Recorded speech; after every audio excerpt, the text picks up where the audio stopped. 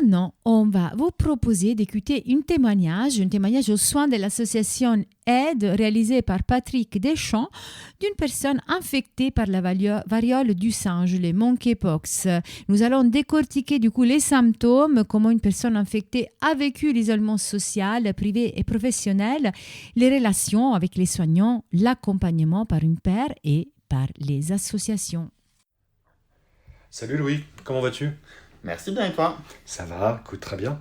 Alors écoute, je voulais te dire, avant de débuter notre entretien, je tiens à préciser que j'ai volontairement anonymisé ton prénom pour cette interview.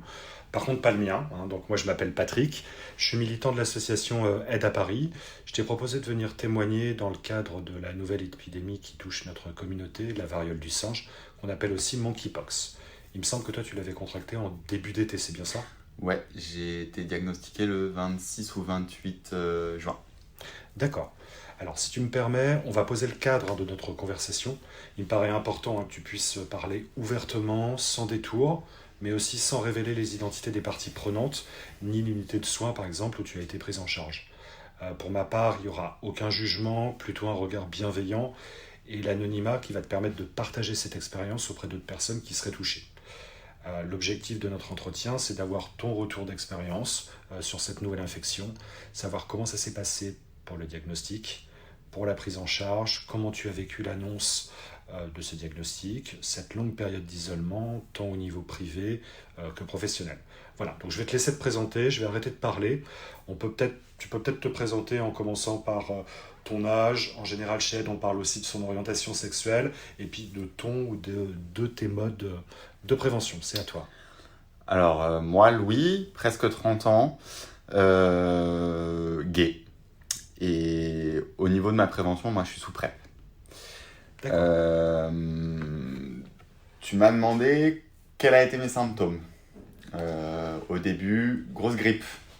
Donc, je crois que je me suis fait tester en 4 jours, 7 fois contre le Covid. Ouais. Jusqu'à un test PCR qui a été relevé négatif et rendez-vous chez le médecin traitant. Médecin traitant, il avait les documents, je lui ai bien posé la question parce que j'avais des doutes. Et je commençais, quand je l'ai vu, à avoir les symptômes que j'ai eus, c'est-à-dire des boutons dans l'anus. Et il m'a dit non, va te faire tester PCR et c'est pas ça, c'est pas relatif à ce qu'on nous a communiqué au niveau de l'ARS. C'est-à-dire que c'est toi qui as posé la question par rapport à l'éventualité de cette infection monkeypox et que dans un premier temps, ton médecin traitant a rejeté cette hypothèse-là en fait. Voilà. Fréquentant des lieux type sauna ou ayant fréquenté les bars après la Gay Pride, je me suis dit que c'était pas quand même normal d'avoir de la fièvre et puis grosse douleur au dos. D'accord. Et le soir, quand je suis rentré de chez le médecin, j'étais déjà en arrêt depuis 48 heures. Et j'ai de la chance d'avoir un entourage un peu...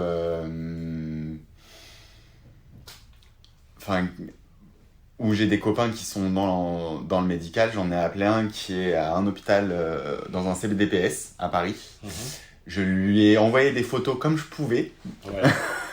Et je lui ai dit, est-ce que tu penses que c'est ça? Il me dit, écoute, vu les photos, à 80% c'est sûr. Est-ce que tu es encore arrêté demain? Je lui fais, oui, tu viens à 11h, on te dépiste. D'accord. Donc, à ce moment-là, tu t'essayes de relativiser, tu ne sais pas où tu en es. Tu préviens ta famille quand même, parce qu'ils s'inquiétaient. Et tu préviens ta hiérarchie au niveau de ton travail. Où moi, je me suis retrouvé au téléphone avec mon boss, où je lui ai dit, écoutez, apparemment, c'est pas le Covid. Mon test PCR est revenu négatif. Et ça pourrait être le monkeypox. Donc il y a quand même une certaine liberté de ton et d'échange. Parce que il a essayé en fait de savoir qu'est-ce que ça pourrait être d'autre. Et j'ai pas pu résister à lui dire. Enfin, je suis quand même assez transparent. Lui a tout de suite été paniqué parce que moi le lundi j'étais au travail. Je lui ai dit écoutez, j'ai porté un masque, je me suis lavé les mains, j'ai pas eu de contact physique avec les gens, donc a priori, pas de problème. Le lendemain, le diagnostic était posé, test PCR positif à fond. Et c'est là que commence une longue rémission parce que, en fait, le mercredi sont apparus d'autres symptômes, c'est-à-dire les ganglions au niveau de l'aine, donc des deux côtés. Et ça a fait très mal parce que je n'arrivais pas ni à dormir sur le côté, ni à m'asseoir. Et donc les boutons, quand je suis allé voir chez le médecin qui m'a diagnostiqué m'a dit « c'est bizarre, il commence déjà à cicatriser ».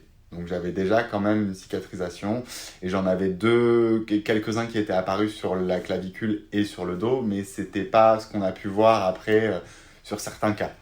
Donc j'ai la fièvre qui s'est arrêtée très vite, mais vu où étaient situés les boutons, j'ai pas pu manger beaucoup.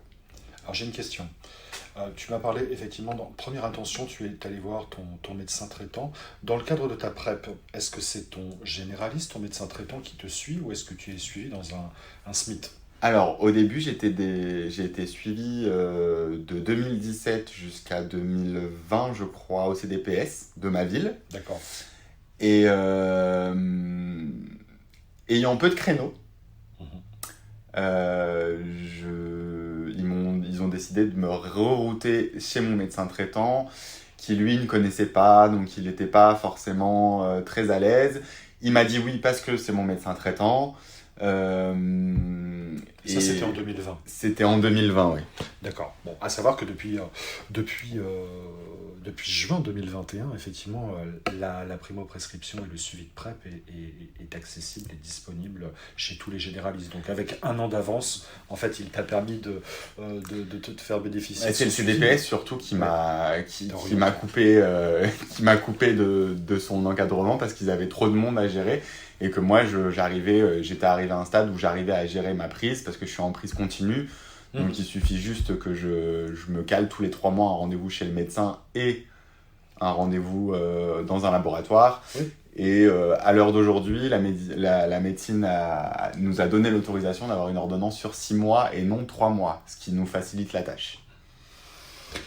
Alors, comment tu as vécu en fait cette infection en fait, d'abord dans ta vie privée? Dans ma vie privée, j'ai eu honte. Ouais. J'ai eu honte parce que je me suis dit, pas encore ça. Ma famille, d'abord, j'ai eu très peur parce que j'avais vu mes parents qui sont quand même assez âgés et que même si on ne fait pas des accolades ou des bisous, j'ai mangé avec eux, on sait les moyens de transmission, donc j'ai eu peur. Le médecin m'a tout de suite rassuré en me disant, vous avez passé 3 heures avec eux dans un lieu clos. Elle me dit non, donc il n'y a pas de risque. Donc, pas de contact physique rapproché qui exactement. Dure, effectivement. Ma mère m'a tout de suite rassuré en me disant comme toujours il faut faire attention parce que j'ai un petit antécédent dans ma famille. Son frère était gay et est mort de la première épidémie qui est sortie dans la communauté, à savoir le HIV. Et pour la bonne prise en charge, je pense que mon médecin traitant il a été complètement à l'ouest. Les médecins à l'hôpital m'ont clairement rassuré, m'ont dit ça va être long, mais vous inquiétez pas, on en guérit. Donc ils m'ont déjà quand même assez rassuré. J'ai réussi à parler de mon infection librement au bout quand même de 2 semaines. Où je me suis dit, c'est pas une tare, ça arrive, c'est comme les MST, on s'en sort. J'ai trouvé très courageux le fait de diffuser sur tes réseaux sociaux à un moment donné ce qui t'arrivait pour poser les choses. J'ai trouvé ça pas mal et du coup c'est assez pédagogue parce que personne n'est à l'abri. En fait. Je l'ai fait parce que j'ai une forte communauté gay sur Instagram et que vu la diffusion et les œillères de l'État, il a fallu que je partage mon expérience, parce que mon expérience quand même, c'est que la première semaine de symptômes, j'ai quand même perdu 5 kilos. Où, au bout d'1 semaine et demie, avec la chaleur, moi j'étais enfermé dans mon appartement, je suis sorti, je crois, juste pour acheter mes cigarettes et aller à la sécu. Et ma mère a décidé de passer à la maison, je vous rassure, avec le masque, moi, les distances, et elle m'a vu me lever. Elle m'avait vu avant et elle m'a vu après. Et donc, elle a eu un choc parce qu'elle m'a dit, qu'est-ce qui s'est passé? Je fais, ben, ça fait 4-5 jours que je ne mange pas parce que je n'arrive pas à aller aux toilettes, vu les boutons. Après, quand je parle de prise en charge, c'est que le suivi a été un peu bâclé. Tout simplement qu'on nous a appelé pour savoir, il y a eu un numéro qui nous a appelé pour savoir comment le lieu de transmission et autres, donc un sondage pour l'État. Et ils nous ont donné seulement un numéro pour parler, pour savoir si on avait des questions sur les symptômes ou autres. Sauf que téléphone sans visio, donc on ne pouvait pas leur montrer l'état des lésions ou autres, on ne pouvait rien faire. Ils m'ont dit, si vous voulez, allez dans le CDPS le plus proche. J'ai appelé directement mon médecin du CDPS qui m'a dit, écoutez, non, nous ne sommes pour le moment pas habilités. Débrouillez-vous, de toute façon, sortez au bout de 3 semaines, quand votre isolement sera terminé. Je fais oui, mais à un moment, on peut être au bout de 3 semaines toujours positif et pouvoir contaminer quelqu'un. On ne sait pas, on n'a pas de visu. Il m'a dit, je ne peux rien vous faire, je vous envoie les documents que l'ARS nous a donnés pour vous guider.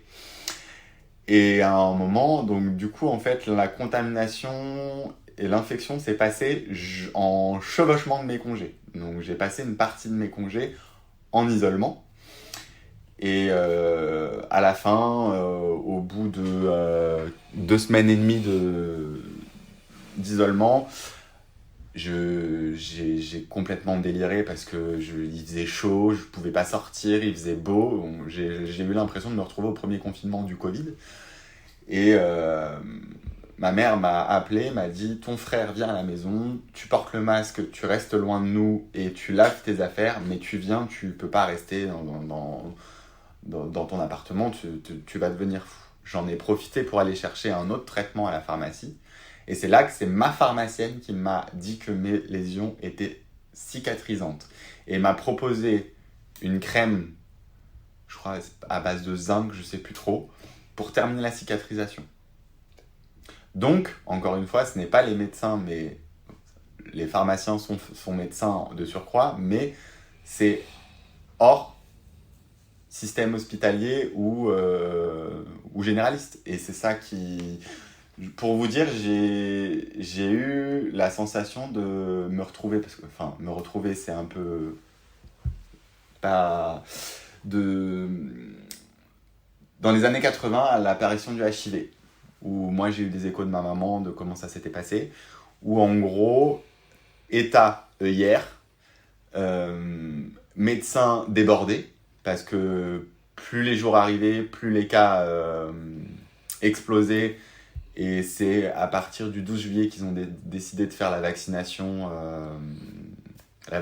pour tout le monde et que la communauté gay, je tiens à le préciser. Alors que quand on regardait, moi ce qui m'a fait rigoler, c'est que quand il y avait une femme qui était contaminée par le monkeypox, c'était en cours d'enquête. Donc il y avait un problème. Alors qu'on oublie tous les hétéros qui vont voir des garçons et qui retournent voir leur compagne ou leur femme après. Oui, qui rentrent dans la catégorie, voilà. Effectivement, hétéro curieux.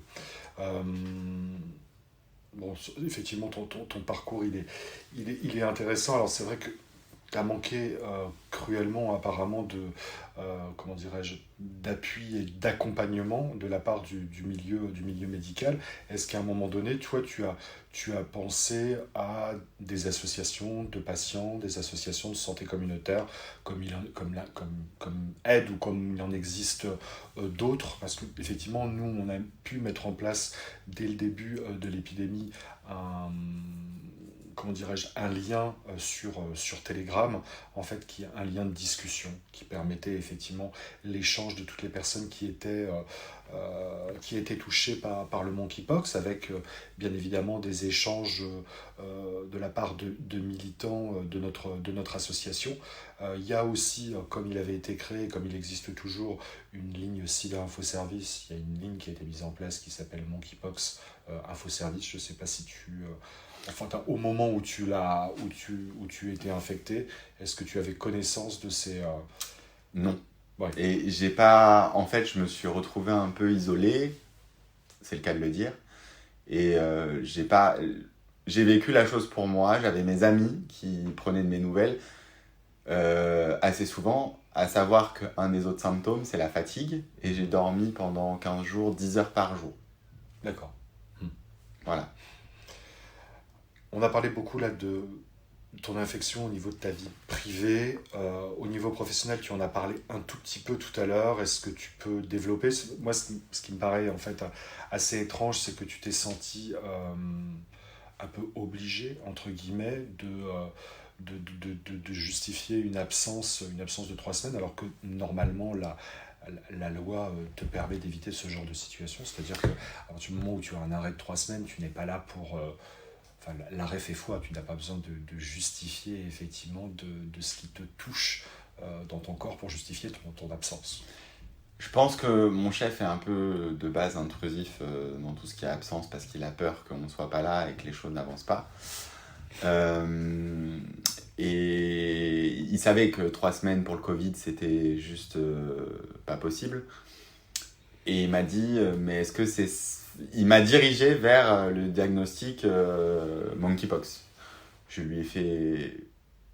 Et c'est là que je me suis senti, moi, obligé d'être sincère avec lui.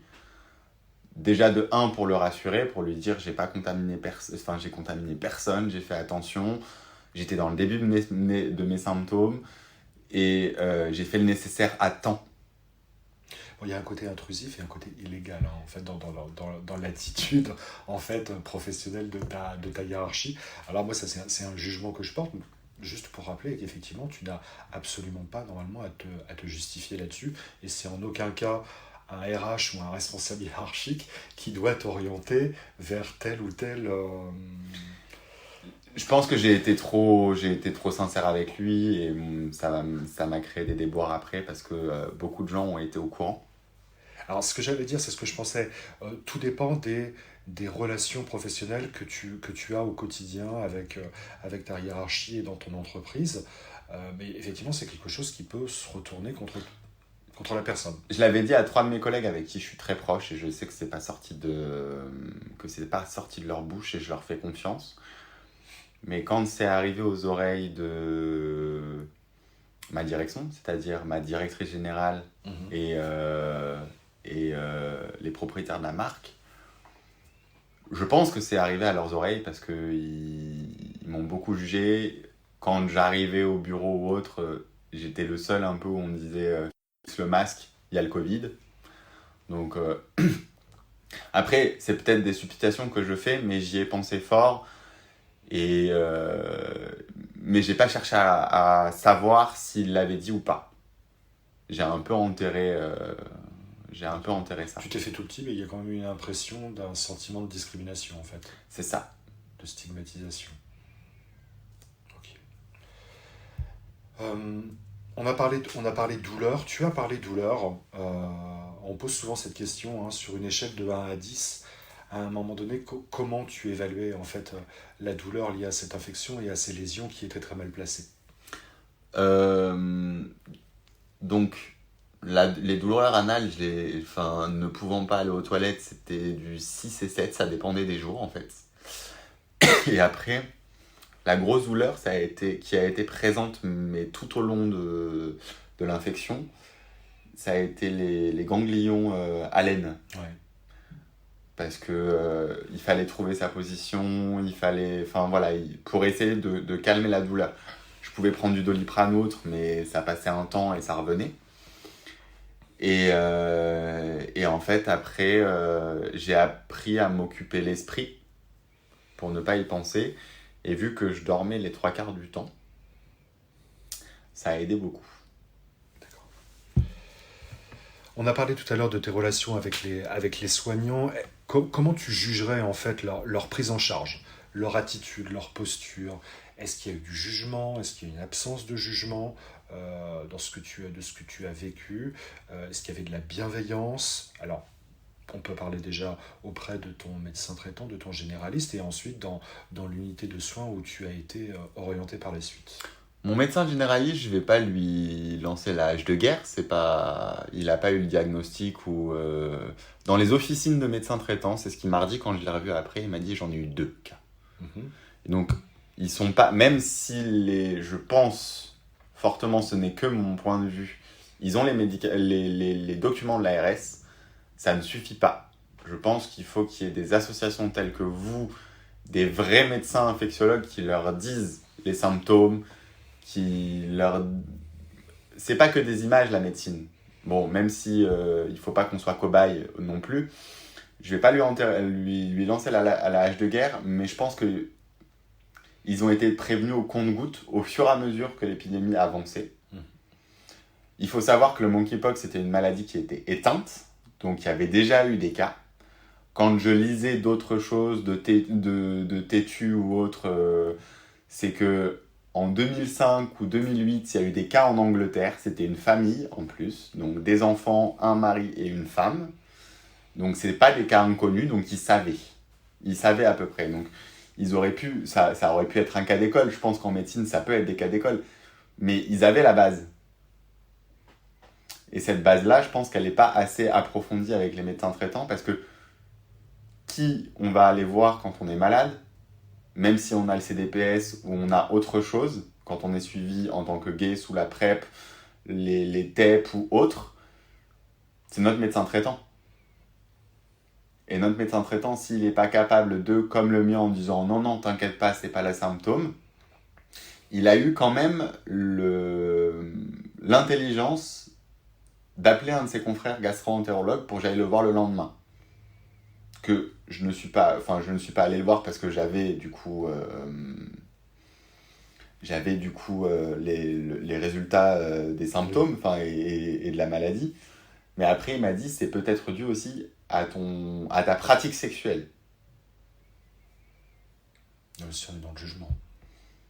Pratique sexuelle, ça peut être la pénétration, le fist, voilà, mais c'était pas dans le jugement. Il me dit, vu que tu as des pratiques qui sont quand même assez, pas hard, mais qui sont des pratiques, à part la pénétration, qui sont différentes, je pense qu'il faut que ça peut être dû à ça. Donc il a quand même essayé de poser un diagnostic. Il a pas dit, non, c'est pas ça, il l'a dit à demi-mot. Mais il était persuadé que c'était pas ça. Mais il s'est avéré que si, et que le diagnostic du service hospitalier a été sans retour, même sans test PCR. Mon pote m'a dit c'est à 90%, oublie tes 3 prochaines semaines. Et oui, ils m'ont rassuré. Et moi, quand j'ai vu mon pote, quand je suis arrivé, il m'a dit Louis, ne panique pas. Tout va bien se passer. Oui, c'est important en fait de pouvoir accompagner, rassurer la personne, parce qu'effectivement, on souffre, on souffre de cette infection quand les lésions sont très très mal placées. Il y a l'isolement, donc il y a aussi une souffrance physique, il y a une souffrance psychologique, mais effectivement c'est une infection dont les personnes guérissent. Encore faut-il qu'elles le sachent et qu'elles soient accompagnées correctement, surtout que toi tu as eu la malchance effectivement d'attraper en fait cette infection au tout début. Aujourd'hui, on est sur un terrain un petit peu plus connu, avec plus de 104 000 personnes vaccinées aujourd'hui.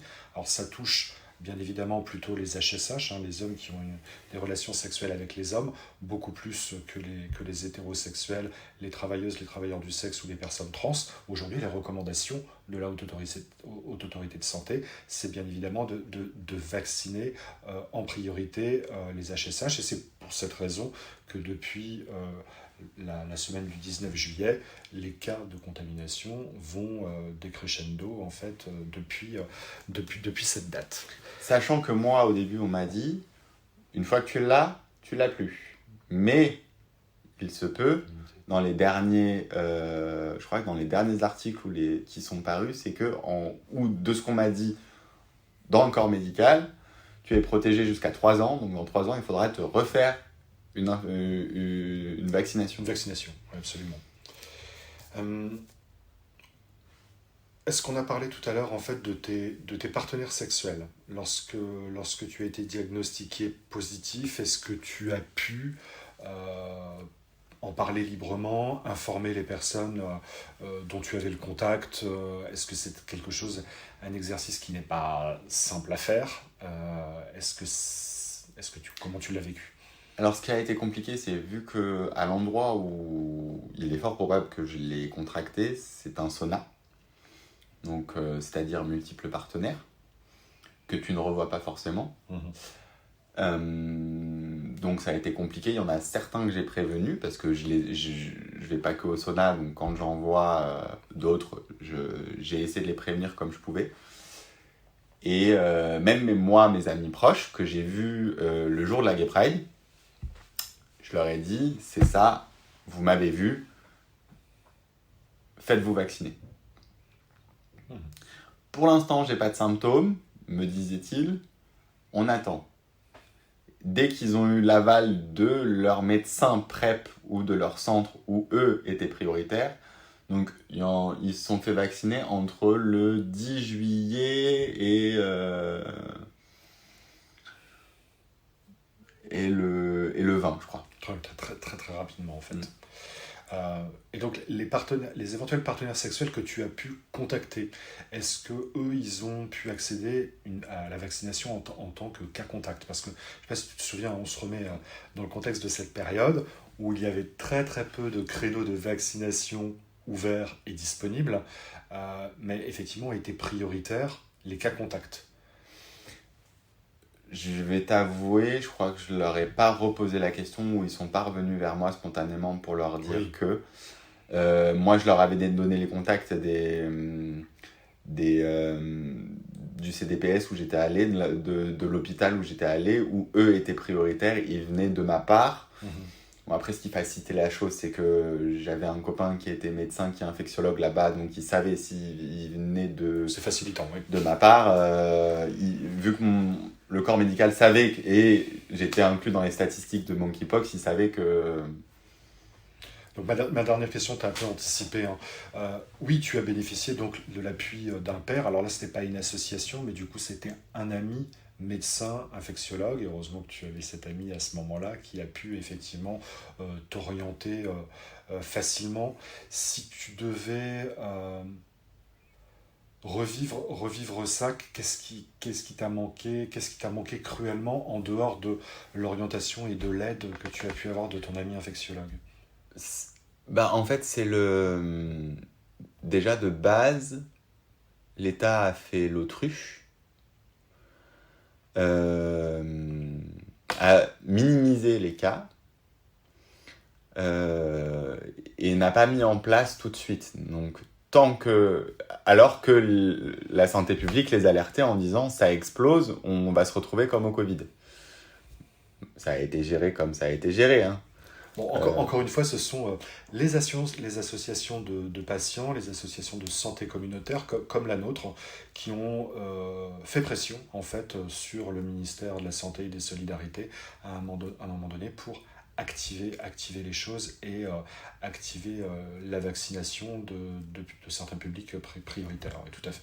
On va pas comparer l'épidémie de monkeypox à la Covid parce que c'est pas du tout la même chose, mais cette maladie n'a pas eu de médiatisation ou très peu sur les grandes chaînes, on en parle. Moi, ma mère qui regarde beaucoup des informations C'est dans l'air ou C'est à vous, c'est sur la 5 où ils en ont parlé. Donc je pense qu'ils ont commencé à réagir quand ils se sont dit on va se retrouver comme avec l'histoire du sang contaminé dans les années 80 et avec l'épidémie du sida avec toutes les associations sur le dos. Et là, dans le 21e siècle, ça ne peut pas se passer, c'est pas possible. Mais je pense qu'il faudrait qu'ils réfléchissent à deux fois et qu'ils revoient leur système de prévention, leur système de pare-feu en cas d'épidémie. et qu'ils ne stigmatisent pas, parce que j'ai entendu des gens de la haute sphère stigmatiser, c'est encore une maladie des pédales, ou c'est encore ça, ou c'est encore ça.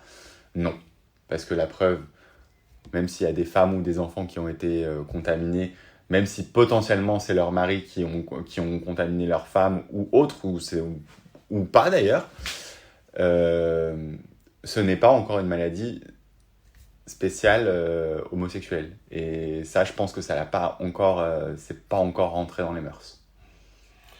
Écoute, merci beaucoup en tout cas Louis pour ton retour d'expérience, pour tes commentaires sur le monkeypox. Merci beaucoup à toi. Mais de rien.